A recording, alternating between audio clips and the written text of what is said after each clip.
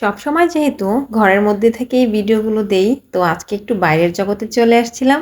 তো তার থেকে একটু ছোট, ছোট ক্লিপ নিয়েছিলাম। বাহিরে যাবার পরেই এই ১ম নজর আকৃষ্ট করে এই দই মিষ্টি। দই মিষ্টি খুব পছন্দের। তো আমরা এখান থেকে দই মিষ্টি নিয়েছি খাওয়ার জন্য। আর আমার ছোট্ট মেয়েটাকে তাইফাকে আমি ১ পিস মিষ্টি দিয়েছি। আগে দেখি ও খেতে পারে কিনা। তো ও নিজে হাত দিয়ে খেতে চাইছে। আর আমার ছেলে পছন্দ করে নিয়েছে দই, সে দই খাবে। তো মিষ্টির দোকানটা কিন্তু খুবই সুন্দর করে সাজিয়েছে। ডেকোরেশন অত্যন্ত সুন্দর। বেশ পছন্দ হয়েছে। তারপরে আমরা চলে আসি আমাদের মূল কাজে। আর মূল কাজটাই ছিল আমাদের আজকে কিছু জামাকাপড় কিনবো। কিছু শার্ট, প্যান্ট, এই তো মেয়েদের পোশাক বলতে গেলে। তো সুন্দর করে যখন চলে আসি তখন অমনি এনারা দুজন শুরু করে দিছে দৌড়াদৌড়ি। কে কাকে ধরতে পারে। আর আমি একটু কি করব, আম্মুর জন্য একটু ওয়েট করতেছিলাম। তো আমার আম্মু আসবে।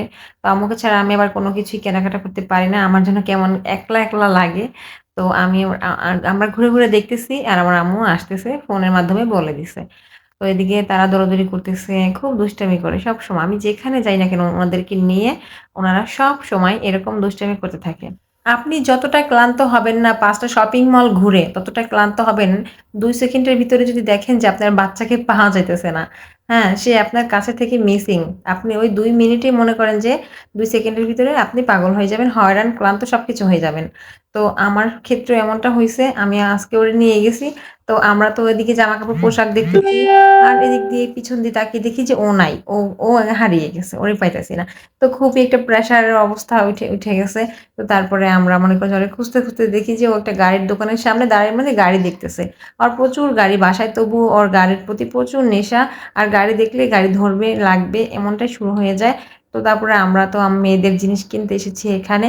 তো সবকিছু ঘুরে, ঘুরে দেখতেছিলাম। তো আজকে এই পর্যন্তই ভিডিওটা। আর বাচ্চাদেরকে নিয়ে আমার না খুব কষ্ট হয়ে যায়।